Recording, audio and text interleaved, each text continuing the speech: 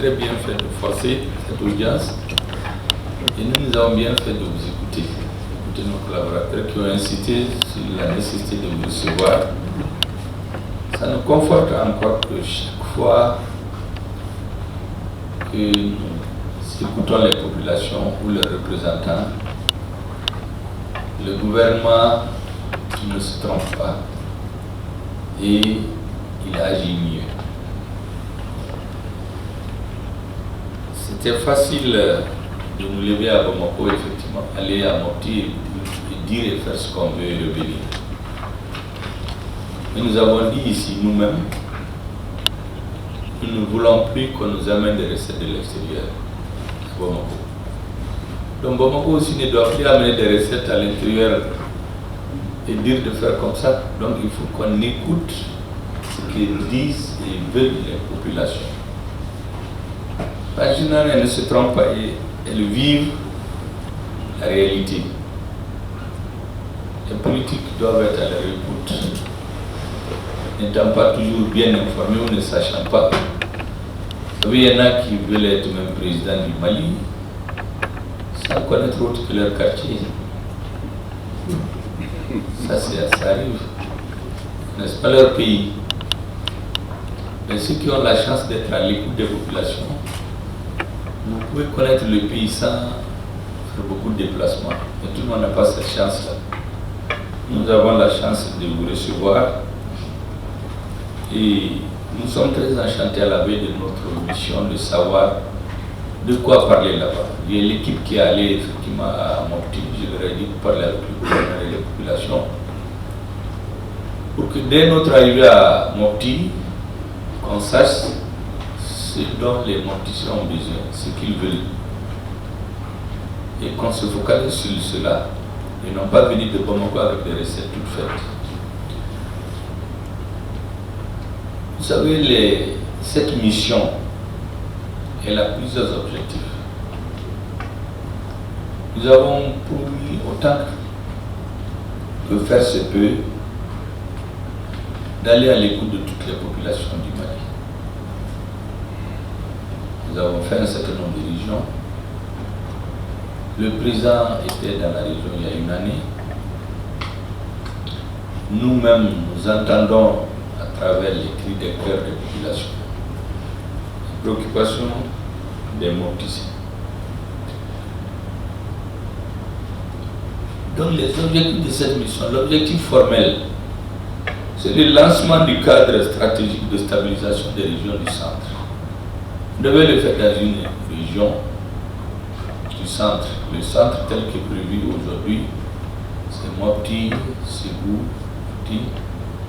Mais le président a décidé qu'il faut le lancer à Mopti.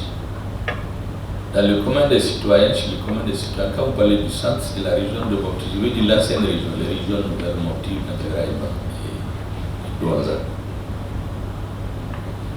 Ça, c'est la raison formelle du déplacement.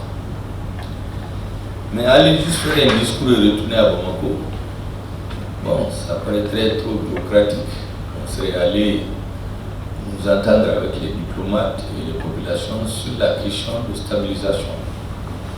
Ça aurait été une bonne chose, mais c'est comme un aliment sans tout ce qui l'entoure. On donne le plat de résistance, mais tout ce qui rend le plat plus agréable, tout ce qui rend l'aliment plus utile, on le laisse à côté. Et ça, c'est quoi? C'est ce que veulent les populations. Et c'est pourquoi le deuxième objectif de cette mission, c'est aller à l'écoute des populations, de rapporter le message de soutien et d'attention du président de la transition, de son gouvernement, de toutes les autorités de la transition, le Conseil national de transition et tous ceux qui sont au service du Mali aujourd'hui. L'histoire a fait que vous avez des hommes et des femmes qui sont là. Ils vont faire leur temps et partir. D'autres viendront à leur place comme eux, ils ont remplacé d'autres. Mais le peuple là, il est du même, il ne va pas changer. Donc notre rôle, c'est de faire, pendant la période que Dieu nous a donnée, de faire le maximum pour vous, pour les populations, en attendant que d'autres viennent faire ce qu'elles peuvent, comme ceux qui nous ont précédés ont fait aussi ce qu'ils peuvent.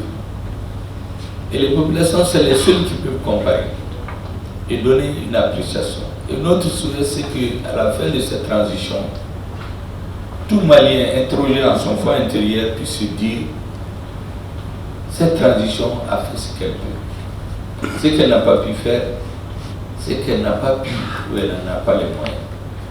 Et pas manque de volonté, pas manque de savoir-faire et pas manque d'orientation. Et qui donne l'orientation? C'est les peuples.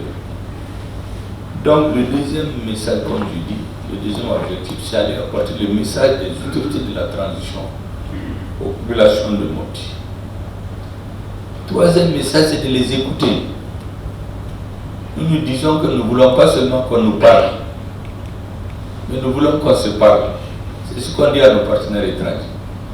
Vous avez pris l'habitude seulement de parler aux Africains. Maintenant, nous voulons que les Africains et vous se parlent, pour qu'on prenne en compte les préoccupations de chacun. Et pour le Mali, c'est défini dans le triptyque que le président a défini. La souveraineté du Mali, sa liberté de choisir avec qui il veut coopération du plan stratégique et la défense obstinée de ses intérêts. Et donc la même chose, nous aussi nous voulons savoir ce que veulent les populations. C'est bien que le gouvernement aille parler, mais il est bon que le gouvernement écoute.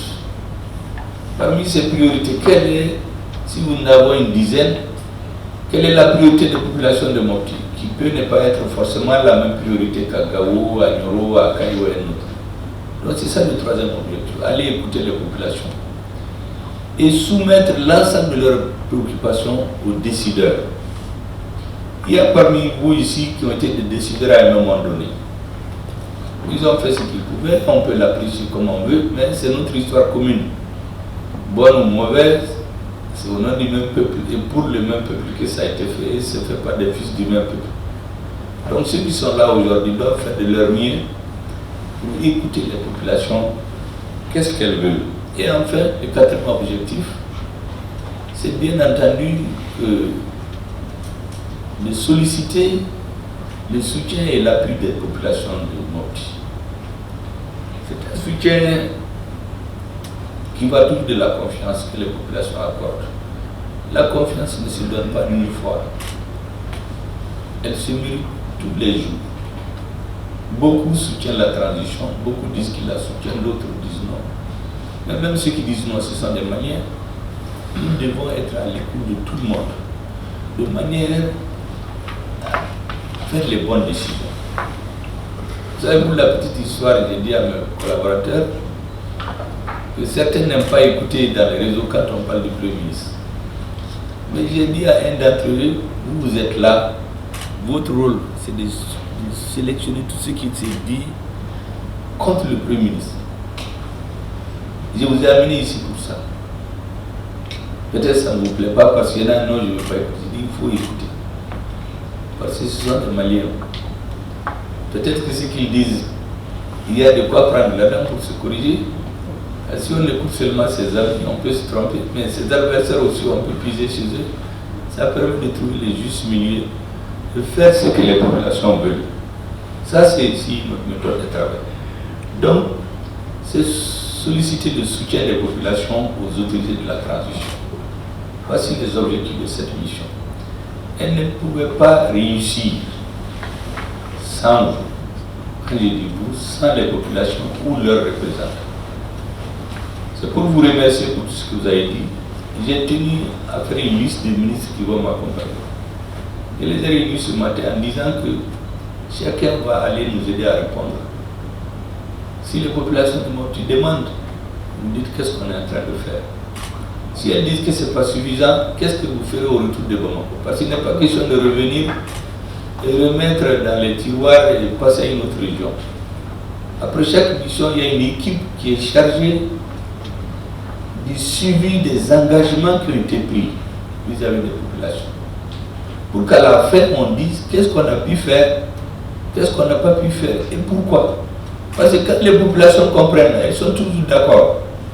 C'est quand elles se rendent compte qu'on voulait les tromper à un moment donné, parce qu'on croit qu'on a été à l'école, on est plus intelligent, et ils finissent par te rendre compte. En ce moment, la confiance est perdue. Mais si on a le courage de leur dire, je n'ai pas pu faire ça pour ça, elles peuvent comprendre pour nous pardonner. Parce que ce sont les seuls. C'est Dieu et les peuples qui peuvent pardonner, donner l'onction à un régime politique. Nous savons très bien que la transition, par définition, est transitoire. Mais cette transition doit rester dans les cœurs et les esprits des Maliens. Et ça ne peut pas les sans. Donc, j'ai bien écouté. Je sais qu'il y a d'autres préoccupations, mais j'ai retenu 3 choses très importantes. D'abord, à la fin du développement de votre représentante, elle a remercié les forces armées de sécurité du Mali pour l'effort qu'elles sont en train de fournir dans le sens de la stabilisation. Mais elle a lancé le cœur des morticiens avant pour les questions d'eau et d'électricité. C'est les 3 grands messages que j'ai retenus. Il y a bien entendu, dans la vie de la société, il y a beaucoup de choses. Mais comme le disent les marxistes, quand il y a des contradictions importantes, on prend celles qui sont la contradiction principale. Les morticiens, donc, au-delà de tous leurs problèmes, se sont dit, ce gouvernement ne pouvant pas tout faire, nous lui posons 2 problèmes qui nous tiennent à cœur, l'eau et l'électricité. Sachant bien qu'il y a beaucoup d'autres problèmes à résoudre. Mais c'est une façon intelligente de concentrer ses efforts sur 1 ou 2 problèmes et les résoudre. Et ne pas se disperser, faire du saupoudrage dans tout, et qu'à la fin les gens aient le sentiment que rien n'a marché. Donc le message a été très bien entendu. Je suis sûr qu'elle va être répétée, et on ne se trompera pas de décision pour chaque région. On sait que pour Mopti, leur préoccupation, la sécurité, donnez-nous de l'eau, donnez-nous à boire. Et résolvez nos autres problèmes au fur et à mesure. Mais ça, si vous nous résolvez ça pendant la transition, vous aurez rempli votre mission face à l'histoire. C'est ce que j'ai compris. Et nous ferons ce que nous pouvons. Tout de suite, j'ai une rencontre avec le président. Je lui rendrai compte de notre entretien, parce que je sais qu'il suit tout ça de près. Nous faisons tout ça en son nom. Parce que comme le disait un de nos anciens présidents, il est aujourd'hui l'aîné sans être le plus âgé. Donc c'est le père de famille de tous les Maliens. Donc on l'expose, tout ce qu'on fait, avec des propositions bien sûr, pour qu'on fasse des choix qui vous conviennent. C'est ce que je voulais vous dire et vous remercier, Monsieur le Président.